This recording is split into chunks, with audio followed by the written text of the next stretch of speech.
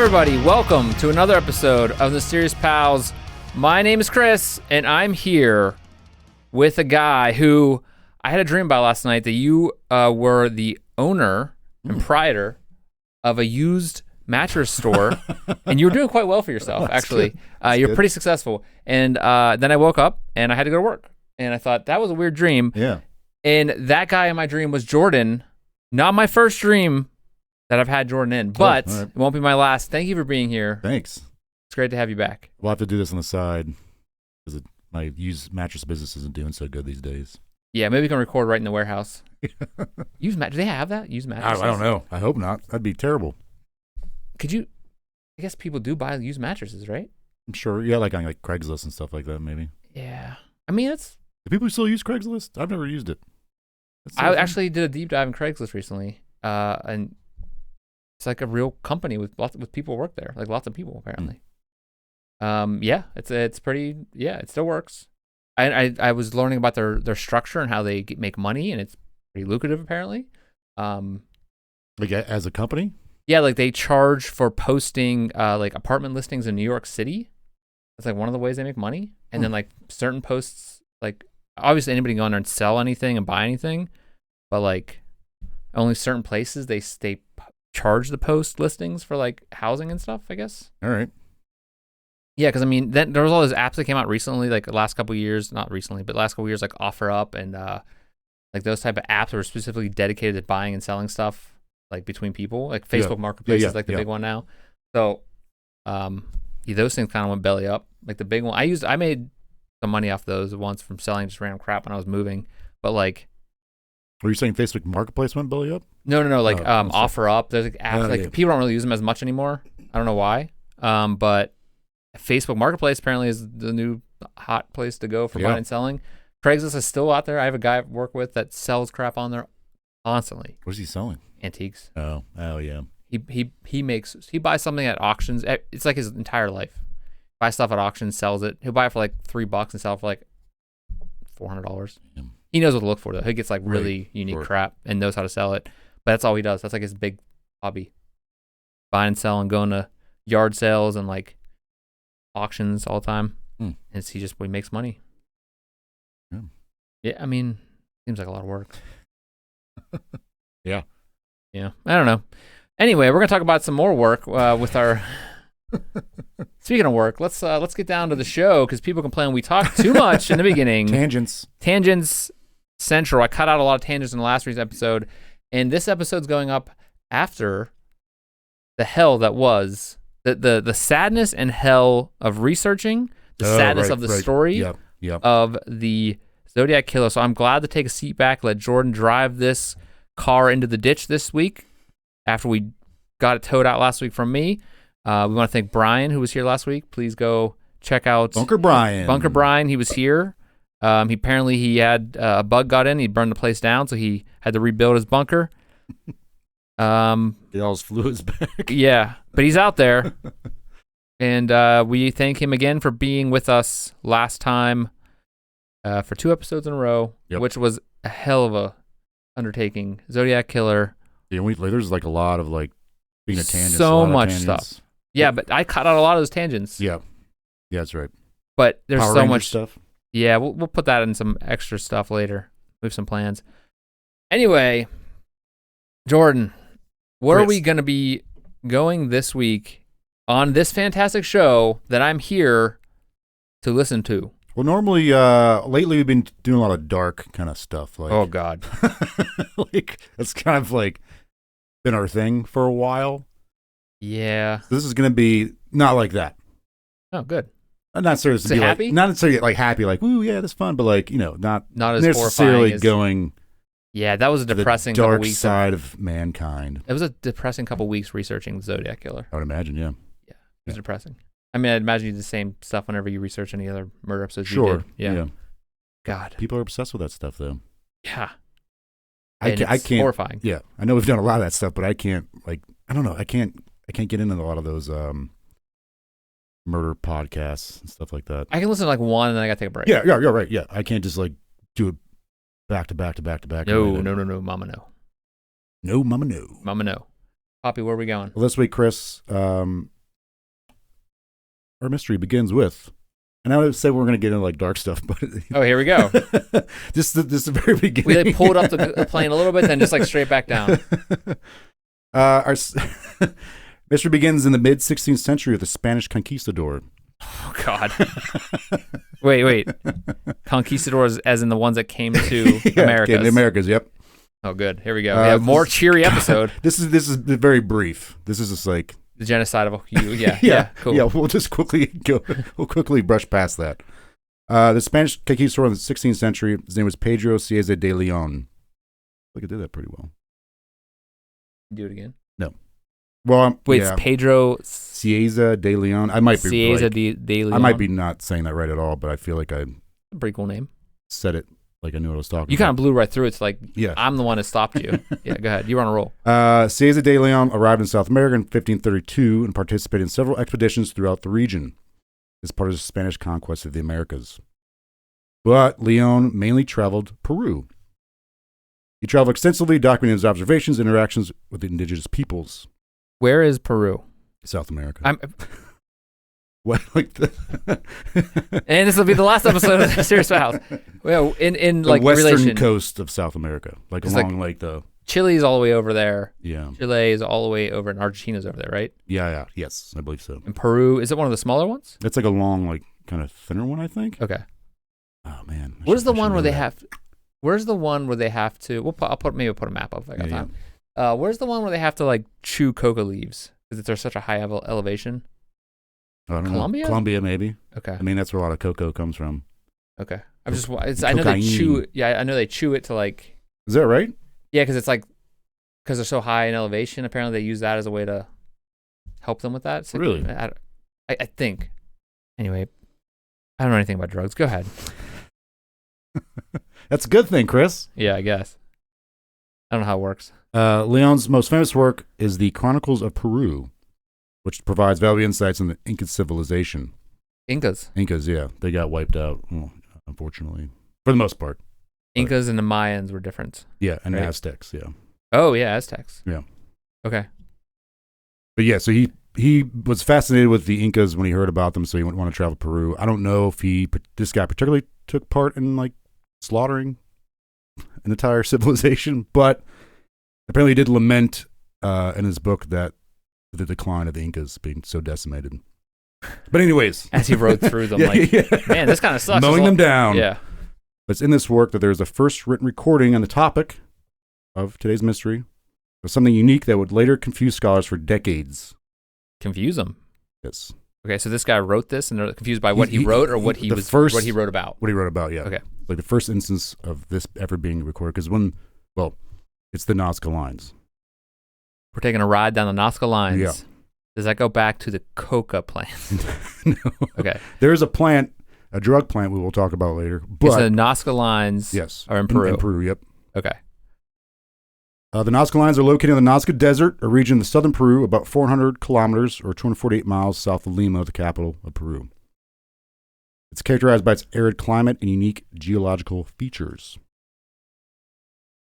Spanning an area of approximately 500 square kilometers or 193 square miles, the lines consist of hundreds of geoglyphs etched into the desert floor. Believed to be created between 500 BCE and 500 CE, so over a span of 1,000 years. The Nazca Lines consist of geometric shapes such as lines, triangles, and trapezoids, as well as more than 70 animal and plant figures, including hummingbirds, spiders, monkeys, whales, and trees, and even humanoid-looking figures. What's a geoglyph? It's something that's like etched into the ground. Okay, so these are things that are etched into the ground. And this desert place. What was the timeline again? It's believed that they were created between 500 BCE and 500 CE. Oh, okay. So over over span, that. they're constantly being created. Okay, so this was a specific group. Yes. That were making this, and yeah, you'll probably go into this, but he's attributing this to Incas. So he's the first one to see written because when did he show up? He showed up in 1500s. Okay, so that's a long time for those things to stick around. So because like it's the first it's in written, the desert too, right? It's the first written instance of these lines being seen. Okay, and this is in a desert, and seems like a long time for something like that to stick around. Right. But I think the fact that it's in a desert where they don't get much wind or hardly any rainfall, they could be preserved for so long. Like it's the right perfect conditions. Okay. Wait, so this is a weird off-topic thing, like we always do. You have to be like heads up tangent. Yeah. Tangent. We'll have a tangent marker. Yeah, that's probably a good idea.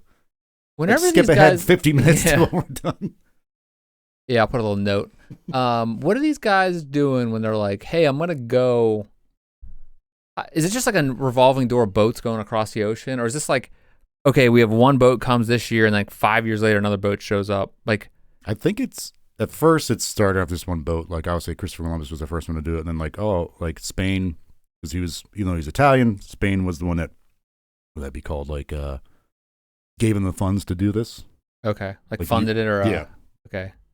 Like they're like his sugar daddy, and then once he came back, reported, like brought indigenous people back with him, and like kind of told them about like what he saw and what was there, and then slowly through expeditions time, like, basically to like find out what's there. It began trickling out, and then it got to the point, where like they're like all the European countries are constantly coming here and taking people, killing people, resources, taking things back. Yeah. That's how we find these ships. Like tobacco, sugar.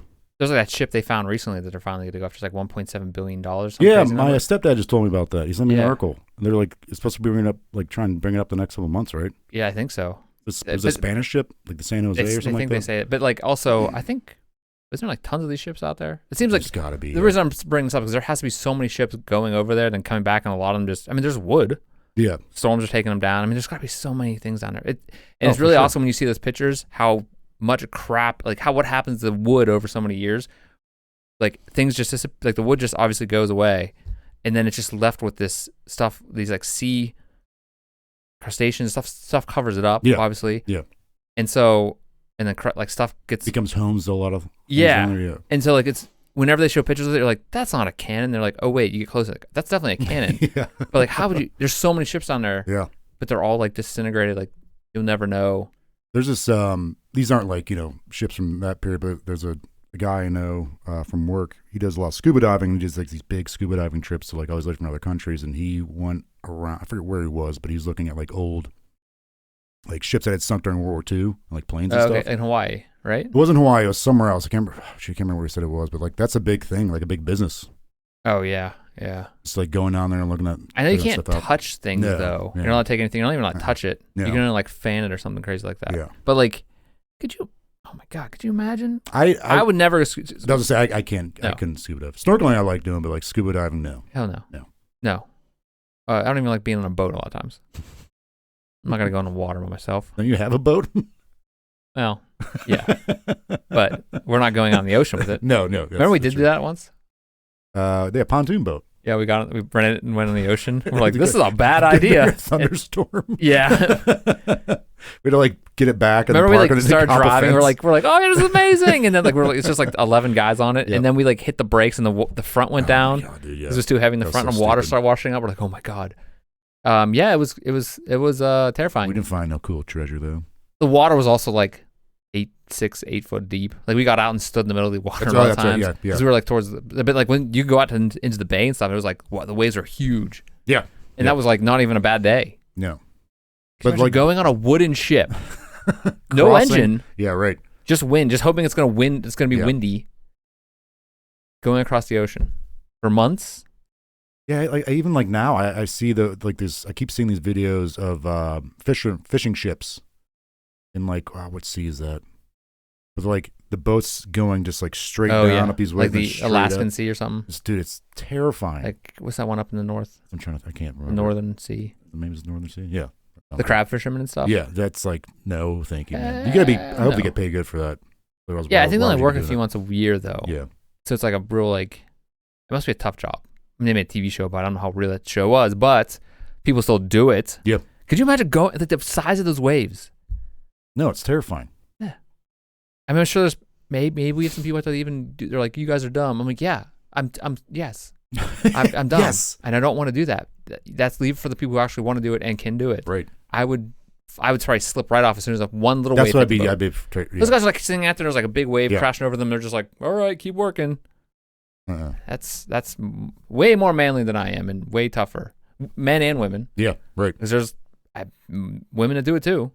I'm just too much of a baby. Be terrified. I get cold. It'd be so cold. Oh, cold and wet. Yeah. I wouldn't be able to sleep. Salt water. I couldn't sleep because you're constantly rocking back and forth. Like, salty. Do you shower on those things? I mean, you'd be like real stinky. I mean, I'm okay with that. What if they share a room with someone and they stink? Yeah. Fish smell all the time too. No. I mean, I think that's just the whole ship. Yeah. You probably just get used to it. I guess you'd have to. You have no choice. Right in if you live on a ship and you live on a ship.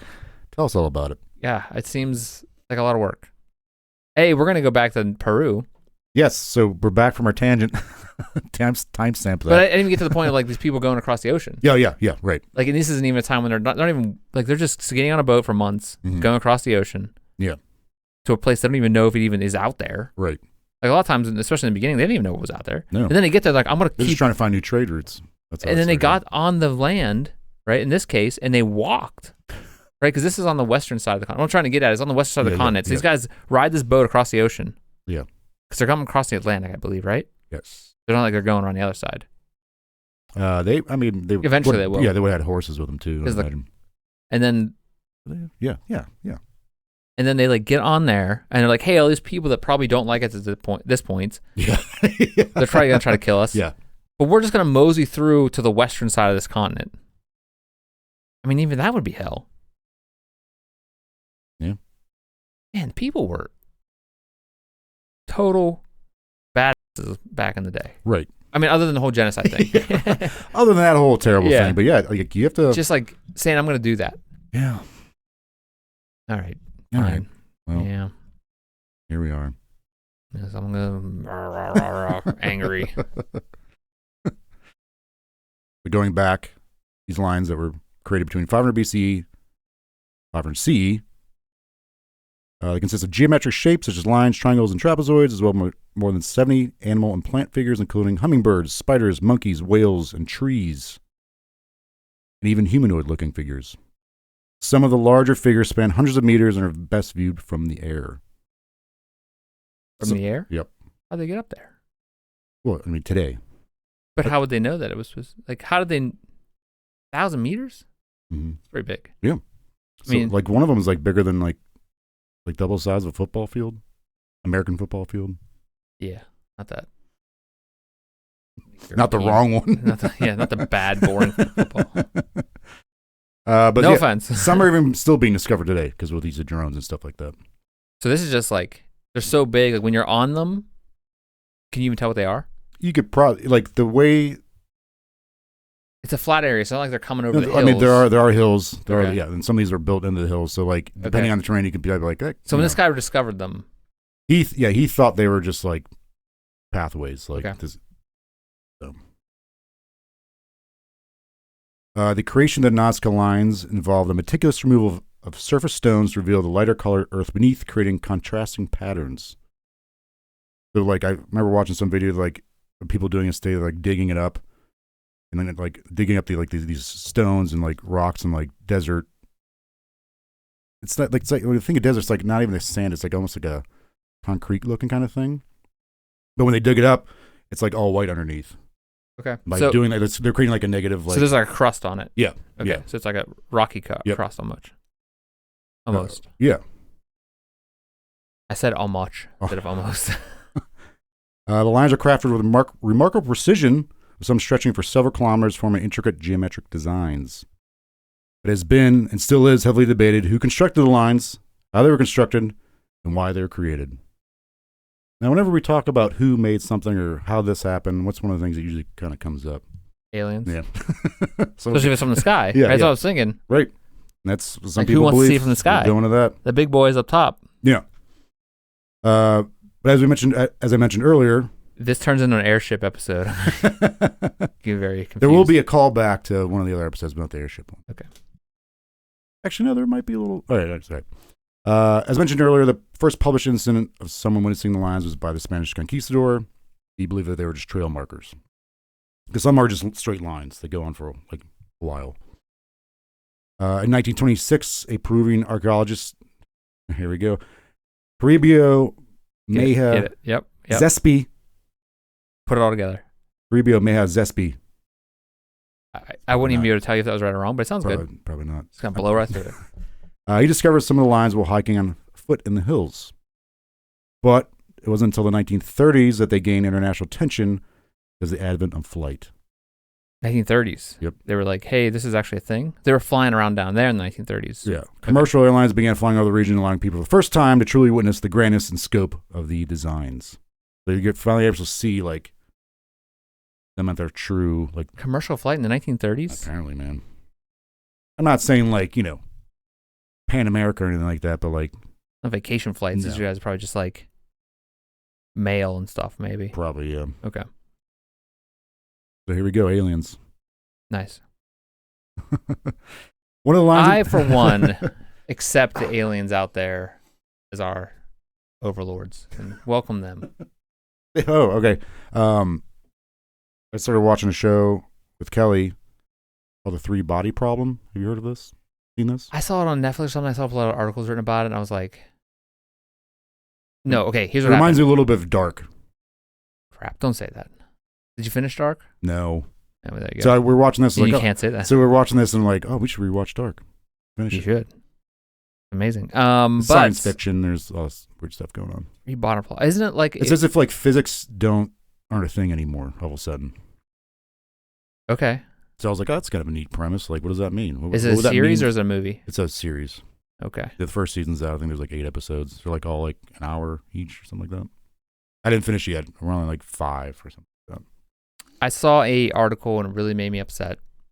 It was a review of a product with a 3-body problem VR headset. I was like, what? And it was like, I guess the VR headset they have in the show. Yeah. And someone was reviewing it as if it was a real product on like a major website. And I was like, and so I was reading through and I'm like, this thing sounds like amazing. This is like awesome. And then like, oh wait, this is from the show. What the hell is going on? Yeah. That's weird, man. I hate the internet. I guess it's based on a trilogy of novels. But the show's done by the guys that did Game of Thrones, so... Oh, so it's going to be terrible at the end, yeah. They're just going to be like... The lighting's way better. You actually see what's going on, so that's nice. Lighting? Yeah, remember that being an issue? Like, people were complaining about one of the later seasons, like, you couldn't see anything. And, like, one of the episodes was like man, what was it? I don't know, it's where, like, the walls being stormed by... It's dark out. Yeah, but like, you couldn't see anything. It's dark. All right. The hell of war. The fog of war, Jordan. That's what they called that. Maybe those people should get to the wall or whatever that guy was doing. Maybe. I just thought it was pretty cool over there. I mean, it sounded pretty cool. I don't know if they investigate that anymore. I don't really understand what the hell was going on with the children and the guy and the dark guy, the Death King or whatever the hell his name was. Night King, yeah. I didn't understand what the hell was going on with that. Yeah. Someone needs to explain that to me someday. Not right now, but I don't know what the hell those people are stabbing people and the thing and then the crow boy or whatever. The crow boy. He was just annoying. Tiny little. I like the tree dad or whatever his name was. The tree dad. Tree poppy. Oh, 3-eyed raven. I don't know. Yeah. Again, I don't know. I watched it once, got through it because everybody said I had to. Just like that other drug movie. Drug movie? Drug series. Oh, Narcos? No. You know, the one we talked about. Oh, Breaking Bad. Sorry. Yeah, Breaking Bad. Yeah. Yeah. Gotta get. It's a. This is the cross I carry. All right, here we go. One of the lines in particular brought about speculation to the origins or makers of the Nazca Lines. Dubbed the astronaut, this line resembles a humanoid-like figure. Apparently, it looks like he's wearing. His name is the what? The astronaut, because it looks like he's wearing a like astronaut helmet. You can see like a hand that looks like it's kind of waving. So in 1968, a Swedish writer named Eric von Daniken. Oh yeah, von Daniken. Chariots of Fire. Published his book Chariots of the Gods. Yeah, that's what it was. Chariots of Fire was that song. Chariots of the Gods? Yeah. Which he speculated that these lines, along with other ancient structures like Stonehenge, couldn't possibly be built by humans, but rather alien visitors. The lines, according to Daniken, the landing spots of alien spacecraft. I think it's Daniken. Daniken, thank you. And these aliens were gods to the Nazca people. This guy is like, if you listen to Coast to Coast AM ever, he's like the main person that is brought up a lot. Yeah. And if anybody out there has never heard of Coast to Coast AM in America, give it a wink. Just go look it up. It's awesome. Sometimes I remember listening to that at night and it kind of gave me the creeps. Yeah, like like talking about like spooky stuff. Yeah, when you're a server and you get out like 2 a.m. or like when we're getting out of work and we're driving home, we're like, ooh, spooky. Sit in a hot tub listening to it. Yeah, a lot of nights of that. Mm-hmm. Eating spaghetti in there. My parents had a hot tub that I used to eat dinner in there sometimes after I got home from work, and I dropped a bowl of spaghetti in there once. Did it clog up like a? I don't know. It was a while ago, and then I totally cleaned it up, and no one was the wiser. I mean, it probably broke down over time. It was just noodles. Right. Yeah. And then my wife dropped a ball and told them one day, like, she was like, "Hey, that's about when you dropped the noodles." And my parents like, "What?" It's like, this is like brand new. Oh yeah. Man, those were the days. Mm-hmm. Dropping spaghetti in the hot tub. Listen to Coast to Coast. Listen to Coast to Coast. But yeah, this guy kind of sparked like a craze with like alien craze with that book, like leading to things like today, like the Ancient Alien things with the guy's name, Giorgio Jesse Tanakis or something. Oh no, sorry, I was thinking the guy from Full House, Uncle Jesse Stopoulos. Jesse Gonzopoulos? Yeah. Oh, that guy. But yeah, like this guy's book. You said it's Daniken. Daniken. I thought I was saying Daniken. You said it's Daniken. You were saying Daniken. Okay, Daniken. This book made a lot of people believe that like a lot of these things, not just Stonehenge or the Nazca Lines, but even like the pyramids, were like these had been built by aliens. And we're not saying that that's true or false. We're not taking a side here. We're just saying we're reporting it as it is. Yes, it's kind of kicked off that craze. The reporters that we are. Yeah, right. We're just stating the facts. Reporters. We're not the facts, but we're like the facts. Aliens. Ancient aliens. We're just giving both sides of the story. Maybe we're just presenting information that's out there on the internet. Yeah. You take it as you want. Others have agreed with Daniken's theory. Daniken. Or Anakin Skywalker. There you go. Daniken's theory stating that due to the size of some of these shapes. Those are some terrible movies. Star Wars. The first episodes. Go ahead. All right. Let's not get into that. Due to the size of some of these shapes, some of them being thousands of feet, there's no way humans could make them. No way. Because they would have to have been done from above in order to produce something so large, precise, and intricate. Okay, so the idea is that these things are so big that they wouldn't even know. Is the theory is like they wouldn't even know how to orient them or how to like actually draw math something involved out. In that. Right? So it's like trying to draw something on a piece of paper when your faces are up against the paper. But most academics and scientists disregard this. Describe it? Disregard it. Okay. Daniken and disregard. The Nazca people left no written record of the lines because it's prehistoric for that area. I think it's considered.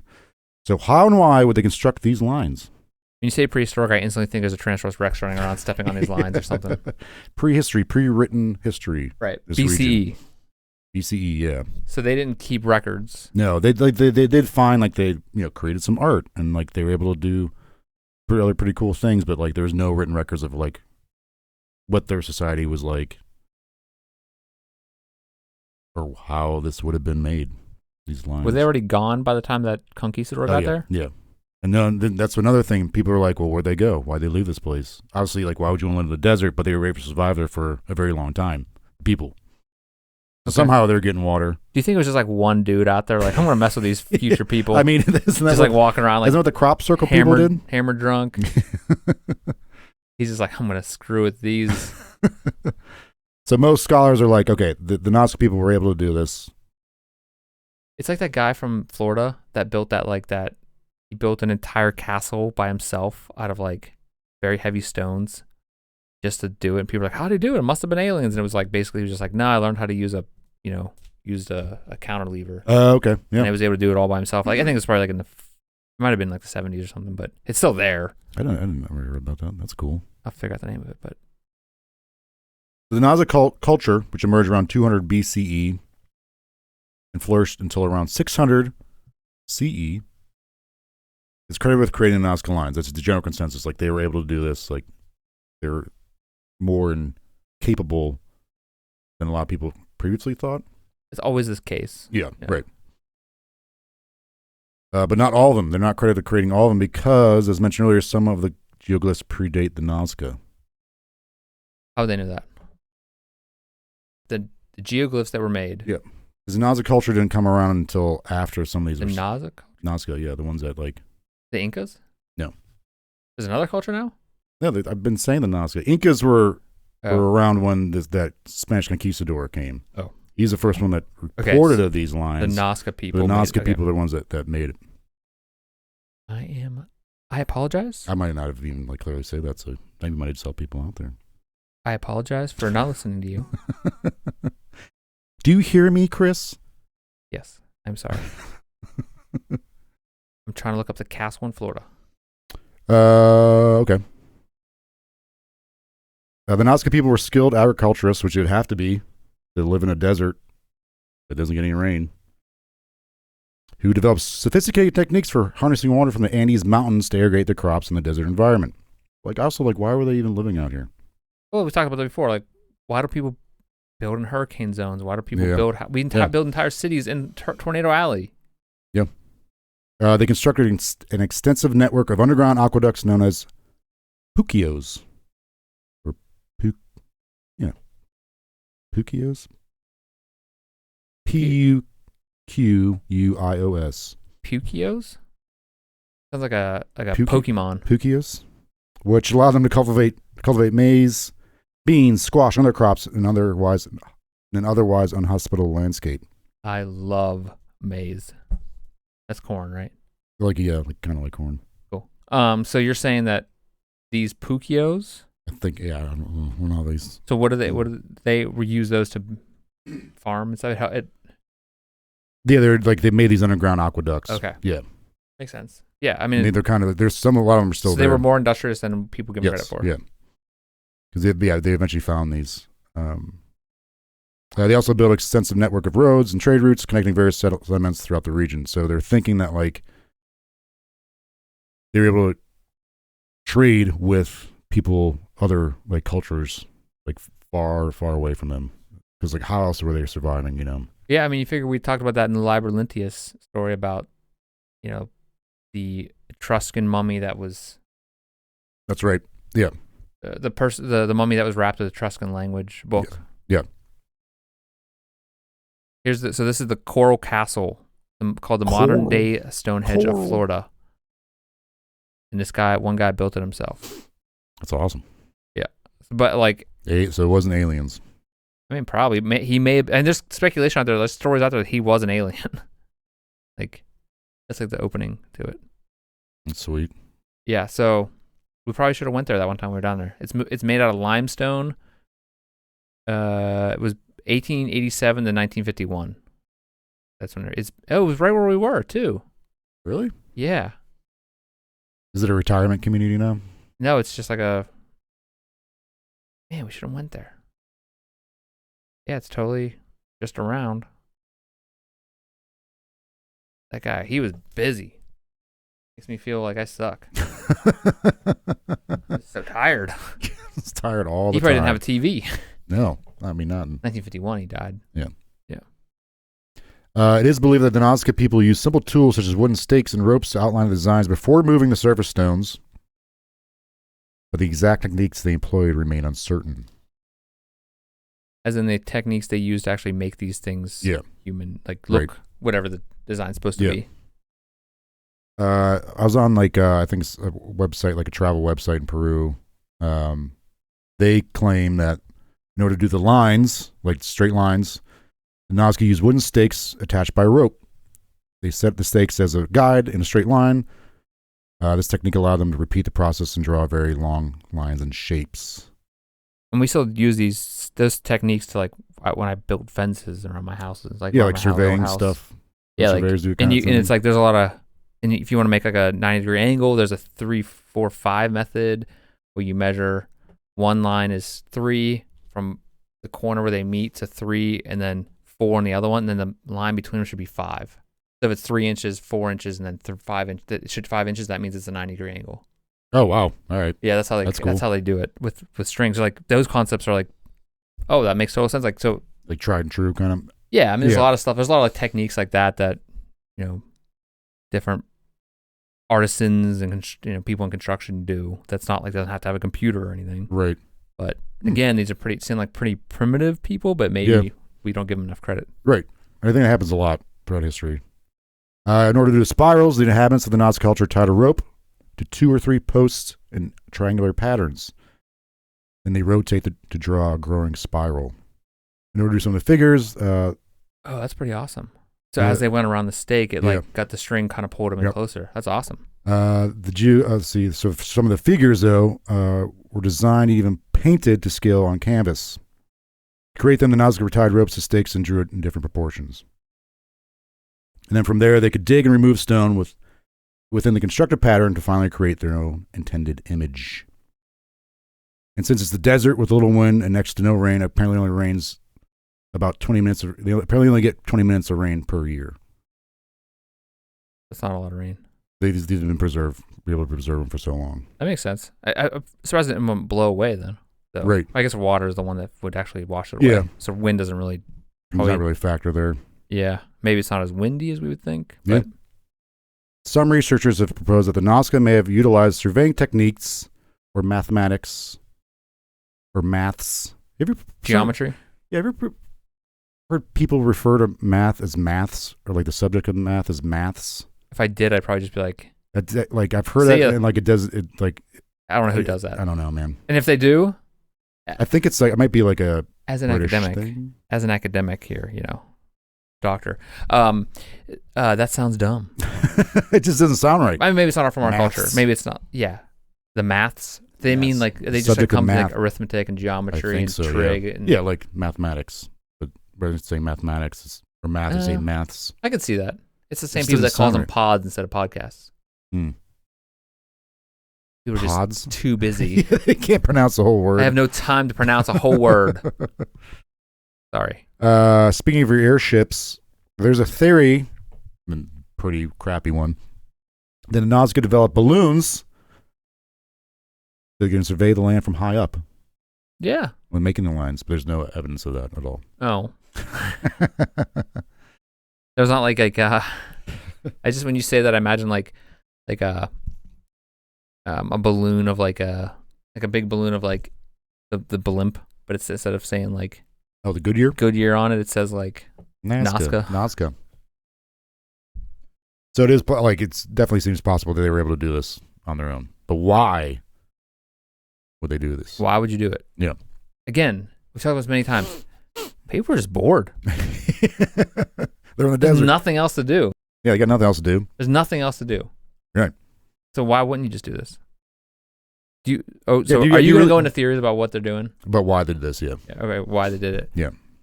Other than what we said about the aliens making them as landing pads. So going back, like, there is no records of this at all. There's no surviving records of why they did it, how they did it. Not even folklore, like what's that called? The conversational history where like it passed down, the stories passed down. Oh yeah. Whatever that's called. No, nothing like that. So we're just kind of winging it here. Yep. People were just guessing on this one. Well, yeah, educated people are guessing. That's what but education. Educated people are still guessing. Right. So one of them is that it's astronomical. Like, am I dealing with the stars? Is this a theory? Or is this... Theory, yep. Okay, so we're on theories. Yep. On June 22nd, 1941, American professor Paul Cossack conducted investigations item to a line's base. After a complete day dedicated to studying the lines, Cossack glanced up from his research and witnessed the sunset perfectly aligning with the line. Always the sun. Yeah. Cossack famously dubbed the expansive area of the high desert as the largest astronomy book in the world. So he thinks there's a... Zodiac symbols. Yes. Like these things align with a cluster of stars. But how? Apparently, it's during the winter solstice or day following the winter solstice. I don't know if that has to do with it. But. So like he was just in the perfect day. That's so convenient. Unless he went there specifically to like that. There was his theory. Then great. Yeah.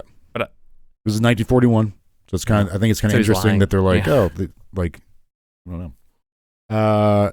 German archaeologist Maria Reiche, Reiche. That's German, so I don't know. Wait. I don't want to say another way to pronounce it. Okay.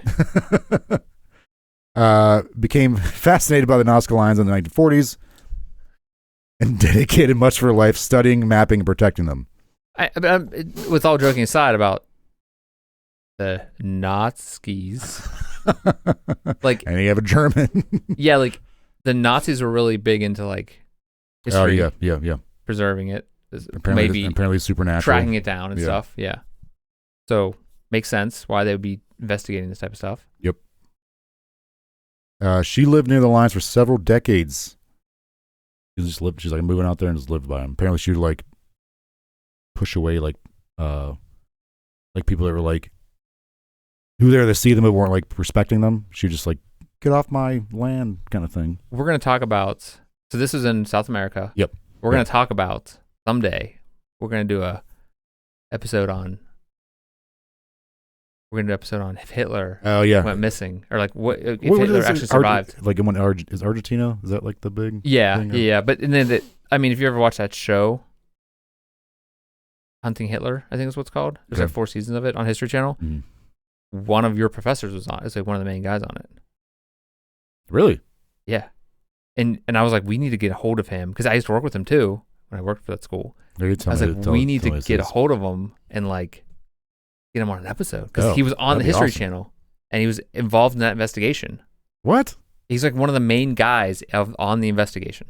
He's on the show for I think he wasn't on the last season for some reason. What? But like that's awesome. They did all the research and they submitted all the research to the FBI because it was pretty well known I guess it was like pretty well known by the FBI that Hitler was probably in Argentina, that he survived.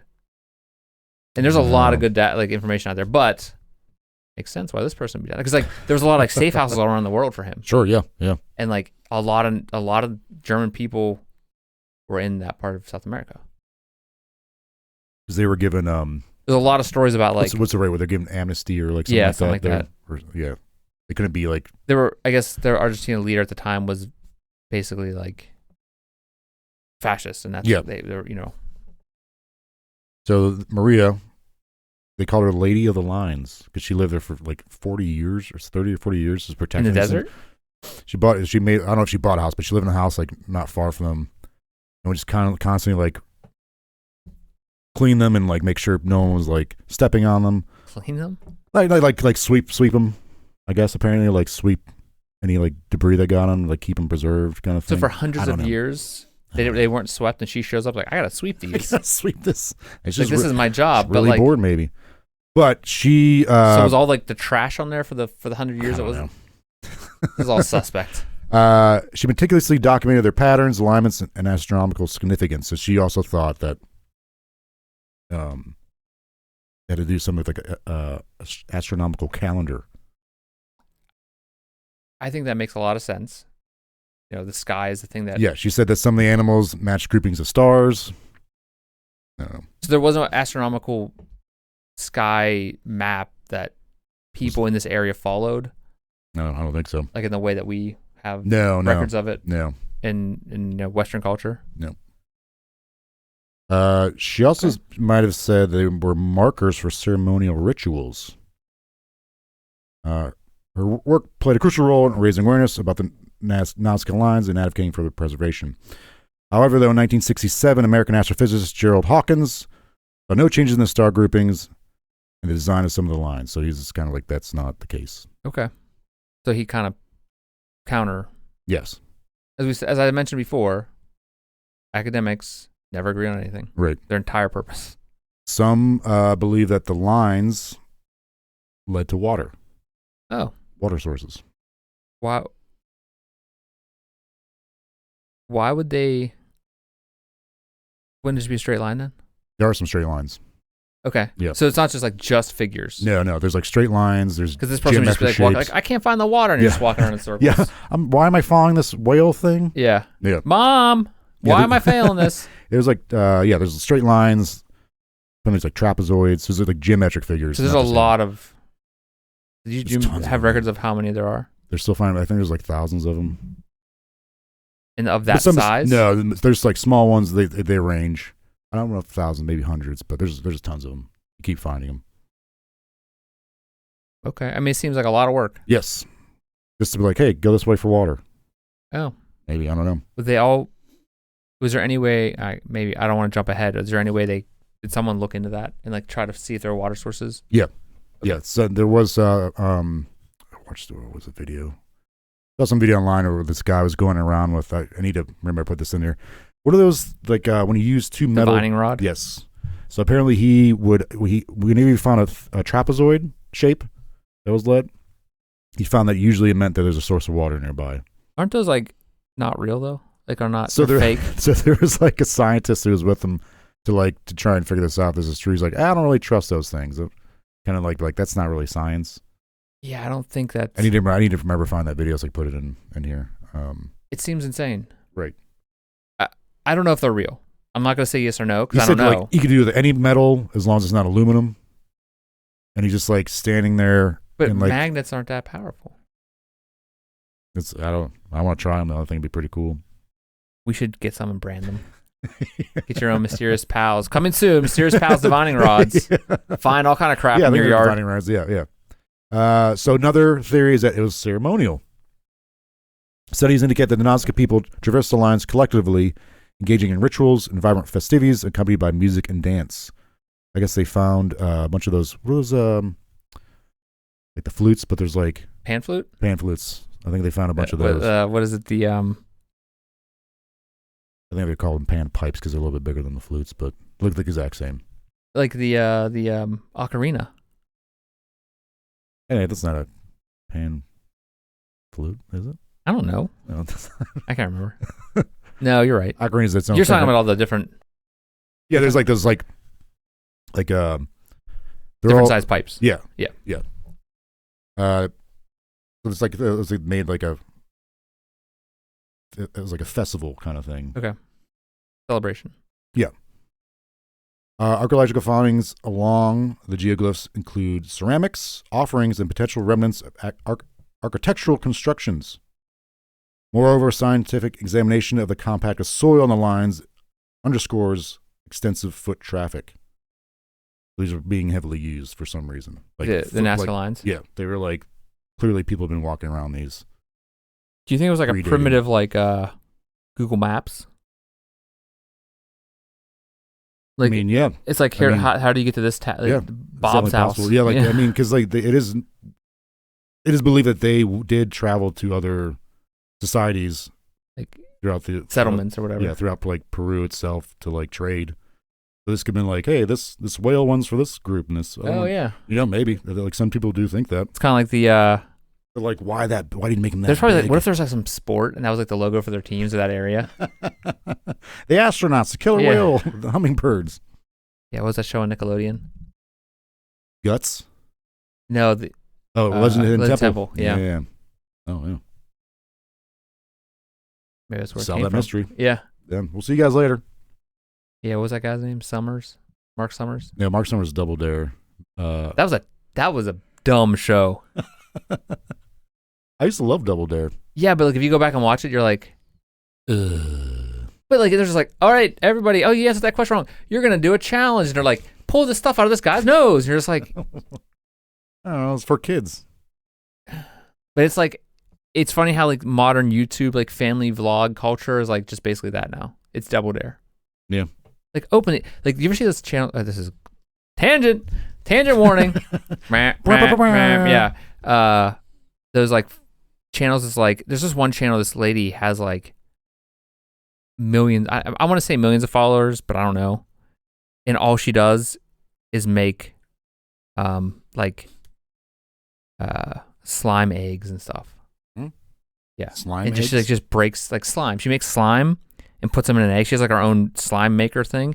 And then she's like, this is the blue one. Crush. Oh, look who's in there. Bluey. And then it's like, crush. Look who's in there. Rubble. And it's like, people watch this?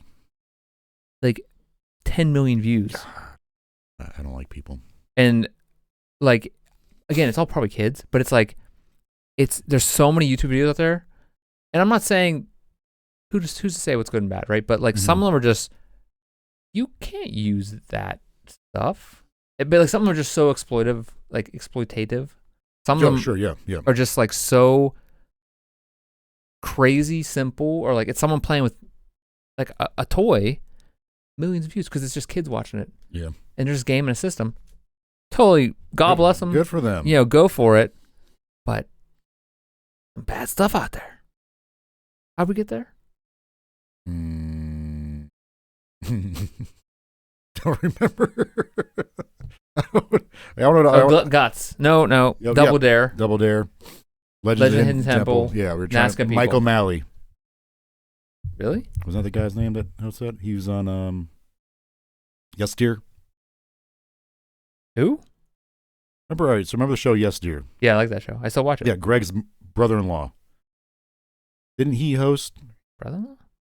Didn't he host Legend? The guy that always wear a hat? Yeah, didn't Mike O'Malley? Didn't he host? I don't know. Temple? Or was that Guts that he hosted? It wasn't Guts. All right. I think Summers hosted Guts. He hosted one of those shows. But like, Legend of Hidden Temple was, I was like, as a kid watching that, and they're like, oh my God, that kid just got taken by that, like that. That like evil person, you know, like those like guys were dressed up as like, and they would as demons or whatever, and they would take the kids back, and you're like, oh my God, where did he take them? Yeah, they're gone. Straight to it's hell. Like, what was that other video game one where they put them in the game? Remember that game show on Nickelodeon? Oh yeah. They're on like the green screen. You have to like watch them like do like, and you're just like, oh my God, they're in a game. Yeah. And you're like doing the side scrolling, and you're just like, you go back now, and you're like, this is so dumb. Like the kids just like that? Just moving. Yeah. Oh, okay. TV was so much better. TV was so much better. All right, we're down. A certain cactus native to Peru containing mescaline would be consumed in religious ceremonies to talk to the gods. What's mescaline? It's like one of those ones that like make you trip. Seems like all plants do that. The more I'm hearing about this stuff, it seems like ancient people just ate whatever they could find, and if it made you high, that was like... But by doing so, they're like, oh, I can talk to the gods now. Oh, okay. These ceremonies where they might ingest this plant that would get them high could have been for religious ceremonies or ceremonies for fertility. Rather than lines pointing to water, there were areas of the Nasca pleaded for water. There were what? So, like I said, there's that theory that like these lines might have... Went to the water, yeah. They're saying the lines are maybe like the symbols themselves, like the big anal ones, stuff like that, where areas where they go have this big like ceremony and plead for water. Okay, that makes sense. So maybe some weren't getting water as easily as like, you know, they thought, obviously because there's not rain, but they did find these aqueducts, but maybe there's times that like they weren't getting any water. So it was like almost like they were doing this to please gods? Yes. Okay. Like they'd have some kind of big ceremony. Like a bunch of people would go, and they do some kind of ceremony. They would like, "Hey, we need water, bad." I mean, it makes sense when you think about answering the question of where they went. Those people, the Nasca people, they probably just like we're tired of this. Like, we this need sucks. water really bad. But they survived for like like hundreds of years. Do you think there's much of like change to their climate and their like? Was it one time? That I guess I wouldn't have to because they've been washed away. Like, was it like for a while that was like, apparently it wasn't as bad as it is now there, but it was still like it wasn't. It was still a desert. Yeah, okay. Yeah. In his book, The Nazca Lines: A New Perspective on Their Origin and Meanings, Johann Reinhard, a National Geographic explorer in residence. So he's an explorer in residence. I don't know what the hell that means, but sounds like a rad job. That's his job. Can you imagine being an explorer in residence? It just sounds cool. Like your job is just to explore. Yeah, basically. Wherever you in residence. Like whenever something comes up to be explored, they got to call that guy. Yeah. He's like sleeping in the back, and then like he slides on a pole, gets in his like Jeep. Yeah. Goes off and explores. Sounds like Indiana Jones. Yeah, but with less learning. less teaching classes. Yeah. You actually just get to go do the cool stuff. Yeah. I love the new age of like explorers.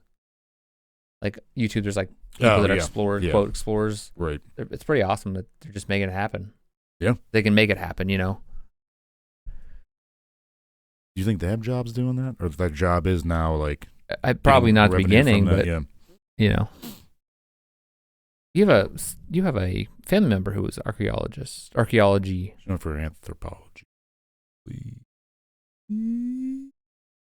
But she had to take some archaeology classes. That's what I mean. Yeah. Okay. So what's the difference? I don't know. Anthropology studies like past people. Archaeology is like the I didn't know the that. goods that they use, like tools and. Oh wow, I didn't know that was separate. I mean, anthropology. They overlap. What's it called whenever someone's an anthropologist? Then they study any peoples. Yeah. So they usually like focus on like a certain era. Or something. Okay. Well, you live every day. When you learn every day. Yeah. There you go. The more you know. You're welcome out there. Reinhardt says it seems likely that most of the lines did not point at anything on the geographical celestial horizon, but rather led to places where rituals were performed to obtain water and fertility of crops. He goes on to say that spiral designs and themes also had been found in other ancient Peruvian sites.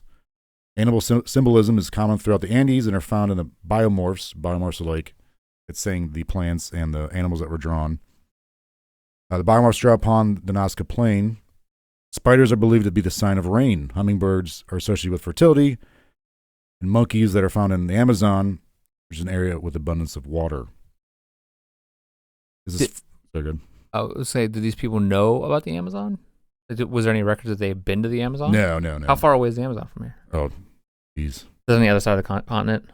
Yeah. Or the country? Yeah, like... Amazon's over in Brazil, right? Yes. That goes through like other... Yeah, but on that side. They're just saying like... We're on the other side. He's saying like the monkeys that were found... Because they trace the shape of that monkey and like say like they're probably from this part of the Amazon or something. Yeah, because like where were they seeing a monkey That's what before? I mean. I'm wondering. Yeah. So they had to trade with these people because they're not seeing hummingbirds and monkeys and you know what I'm saying. So they had to have been trading, and maybe they're like, oh, what would be the thought pattern? There's a lot of water here in the Amazon. There's monkeys here, so maybe if we draw like these monkeys, we'll get water here. Okay. Yeah, I should have mentioned that earlier because like at first I was like, oh yeah, there's a desert and they're drawing these things, but like when would they have seen these things? Right. That's what instantly jumped out. I was like a killer whale. What? Monkeys? Yeah, where would a whale be? Hummingbirds, like. Why would they even see a whale? There's not a whale laying in the middle of the ocean. And if they can get to whales, why don't they just go live where that is? There's water. So yeah, they're not. I mean, they're far from water. Like they're not far from the ocean. They're actually not far from a. Oh God, what's the name of the river that they're not too far from? The Amazon River? No. There's a Rio Grande River there. Not ours, but like. That's what it's called there, in that close to that general area. But like, why aren't they just going and living on that river or like close to the ocean? I don't know.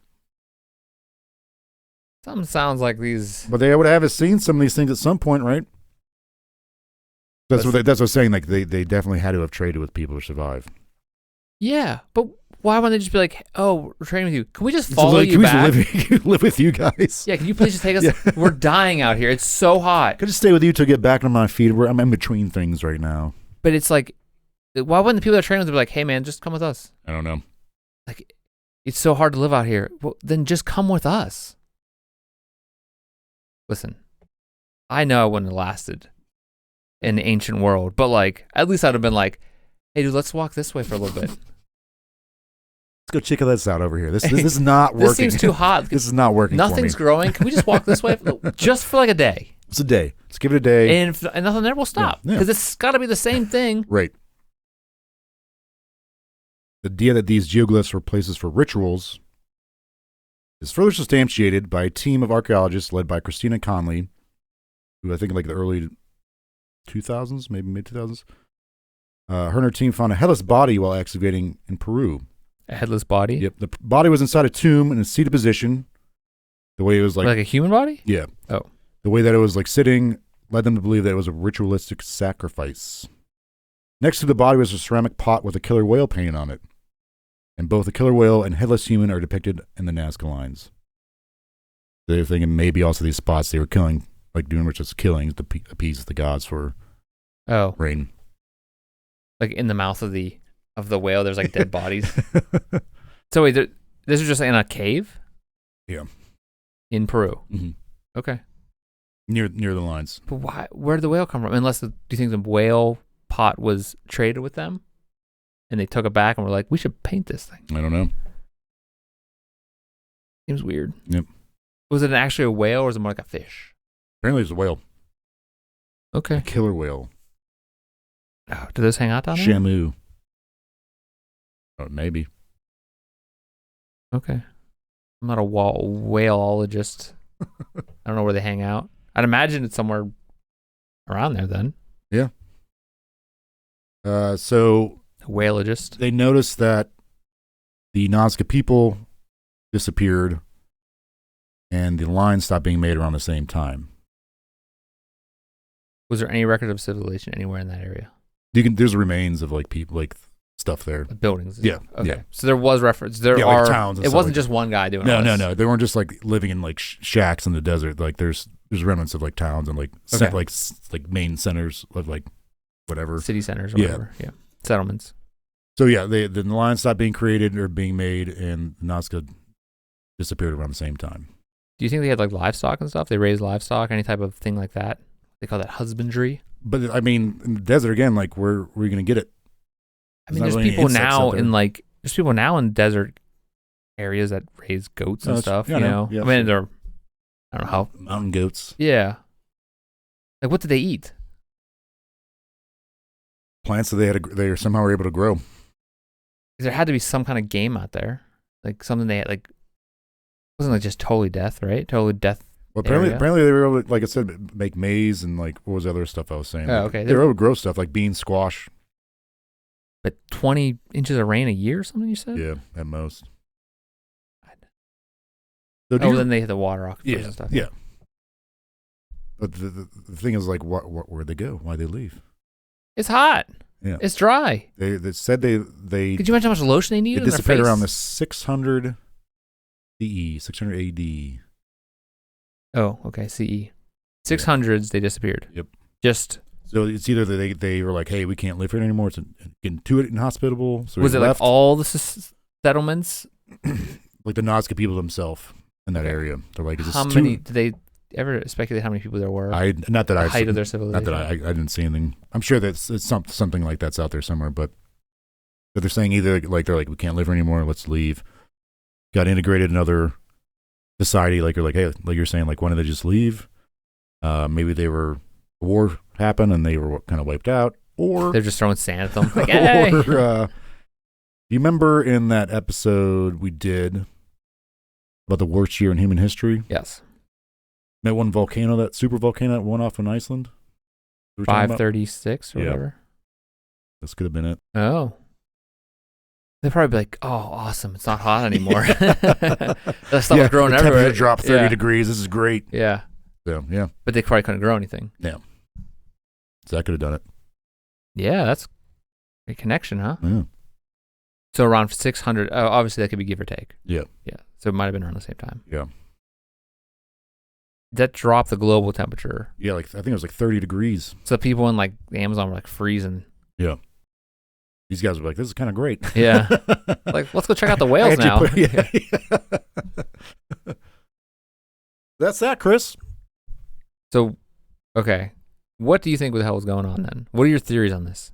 I think it's definitely possible that it had something to do with like some kind of religious thing, like for rain, or like appeasing, something to do with like appeasing their gods. Even if it's just celebratory kind of thing too. But some of them are so big. Like, why do they need to be that big? Seems like from what you're maybe explaining, to appease their gods more, like making some that big. I don't know. So what you're explaining, it does sound like they were really big, and insofar as they couldn't maybe even see what they drew. Yeah, like I remember seeing somewhere like there's some you can't even see unless you're up in the air. But then I saw somewhere else on one of the websites like you can see them. You just have to go you have to be in the right spot, like at a certain mountain spot to see them. But it's like again, so they could be like in the valley, and they could be up on the top. Yeah. So some of them are even up on the mountains. Like I don't know. On the side of a mountain, you mean? Like like actually on the mountain itself. Plateaus and stuff. Yeah. So these guys are just, it seems like they should have spent more time like farming and stuff and like getting water. Goofing around. Maybe instead of walking around, they get some buckets of water with you on your way back or something. Jesus. That's crazy. I don't think it's aliens. For me, I think it has to be aliens. Who else would see these? Duh. Yeah. They're appeasing them so they don't get attacked. Yeah. Yeah.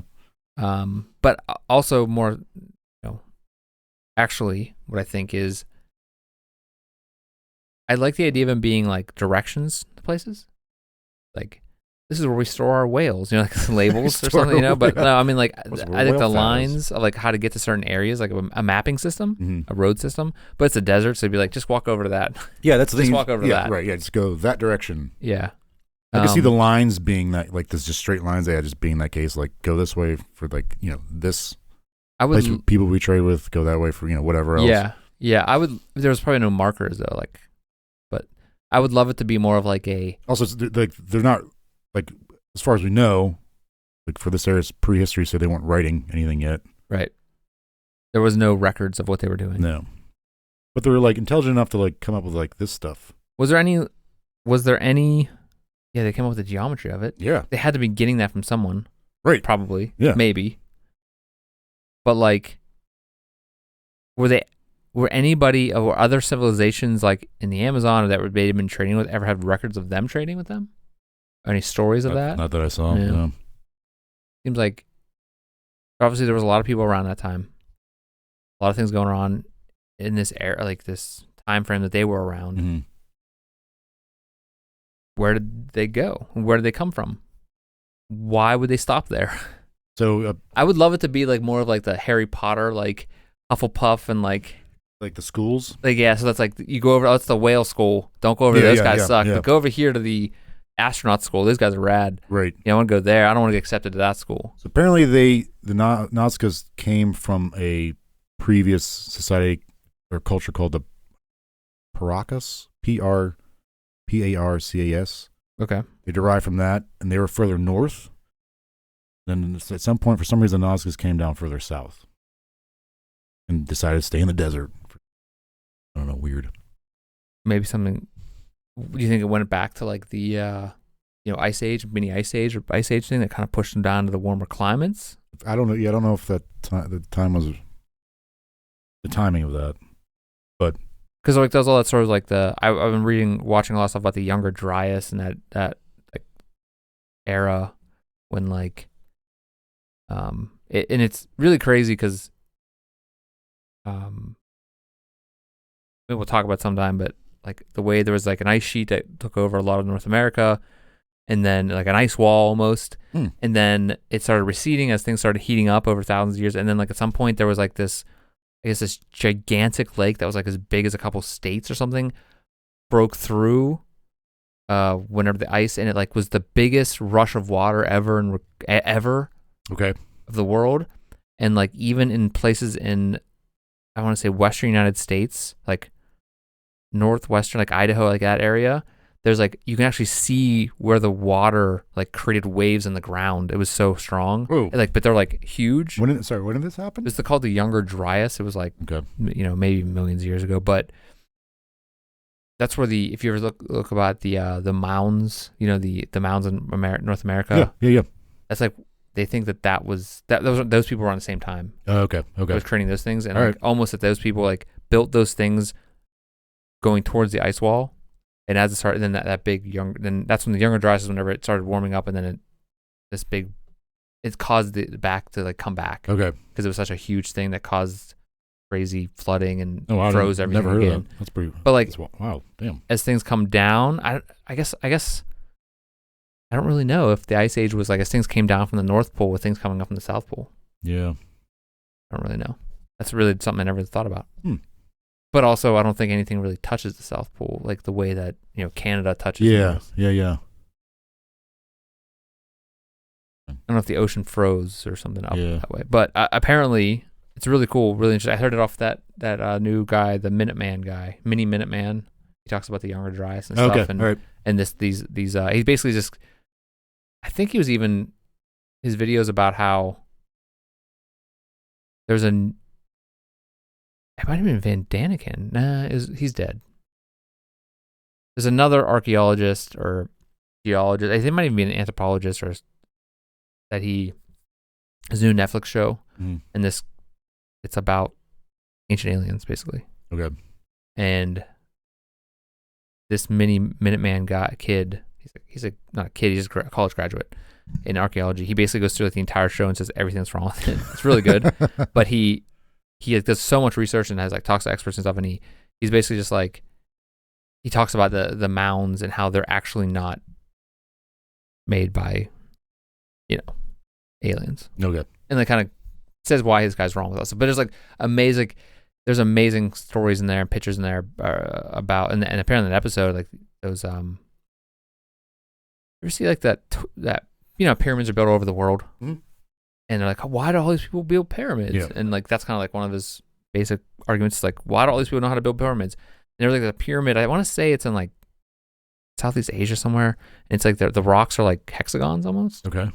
And like the entire mountain's made out of them. And they're saying that like that's a pyramid, but it's really just a mountain. And then he kind of goes into like the geology of it. But anyway, I'm probably messing that up. But go watch the show. Minuteman, maybe I'll if I remember, I'll put a link in here. But what was I talking about? I don't know. Oh, maybe that kind of ice. Oh yes, the mini ice age may push those guys out of. Yeah. Maybe it was uninhabitable, but that's so they might have been closer to the equator, so maybe that doesn't make sense. They were actually, I don't know. But I'm not going to go into them, but there are those other like lines that have been found, or kind of similar things been found throughout the rest of the world, but not to like this extent. Isn't there one in like Europe for like the? Yeah, there's one in somewhere in England. It's like a dog or a horse or something like that. Yeah, isn't there one for like the Crusaders? I don't know. Oh, okay. I guess there's like a one in Ireland. Might be Ireland. Yeah, I think Ireland. There's like a naked dude. Yeah. Cool. I think there's one in Kazakhstan. That's just a guy partying. Yeah, that's just yeah. This reminds me of the time whenever whenever I was like in high school and I didn't want to cut the grass at my parents' house. They're like, go cut the grass. It might have been like middle school or high school. I think it was high school, early high school. I was like, I don't want to cut the grass. They're like, go cut the grass. I'm like, I don't want to cut the grass. They're like, dude, it's hot out there. So I went outside and like took the gas in the can and was like dumped it all over the yard, like making like circles and stuff. And then I was like, oh, the gas is gone. I don't know. We don't have any gas. Can you get some gas? And they're like, my parents were like working. And so I was like, they called me. They're like, well, did you cut the grass? I'm like, no, there's no gas. Like, I couldn't get to the gas station. I don't drive. They're like, why is all the grass set out here in circles and stuff? We had gas. I know we had gas, but you drew circles over the yard with the gas. We used to light tennis balls on fire with gasoline and like smack them at each other. Cool. Yeah. I hate cutting the grass, man. I used to hate that. Solder children. Remember the ball on the roof? Yeah. And they found it in the yard? Yeah. Another episode. All right. So we have no answers. Any more theories? No. I think they just I want to say that I mentioned that like they were so big, they're making it for someone up in the sky. It makes sense, the kind of theories, but like it makes the most sense they were making them to appease gods. Because that we find that all around the world with ancient cultures. I think it might have also been like a competition. Like, hey, did you see that spider Carl did? I'm going to do a big bird instead. Like, he's kind of outdoing each other. Yeah, it's like a neighborhood thing. It's like, oh, I'm going to make a whale. Yeah. Screw Ted. He sucks. You see his spider? His head's all wonky. Yeah. And then, there's like, you had to be a show off. Had to make the astronaut man. Right. God. It never ends. Humans are always trying to one-up each other. Yeah. Some guys are like, I'm going to make a straight line. They're like, you can't make a straight line. I'll do a trapezoid then. Yeah. Well, I'm going to do a monkey. My line's going to be straighter than yours. They're just probably so bored, waiting for, traders to show up. Yeah. With food. Probably just losing their minds because dehydrated. Like, all we have to drink is this old water we found on the ground. Yeah. Well, Jordan, thank you for bringing this to my attention. Yeah. Thank you for making me realize that there's a lot of crap out there that we don't understand. And I want to say thank you to our listeners.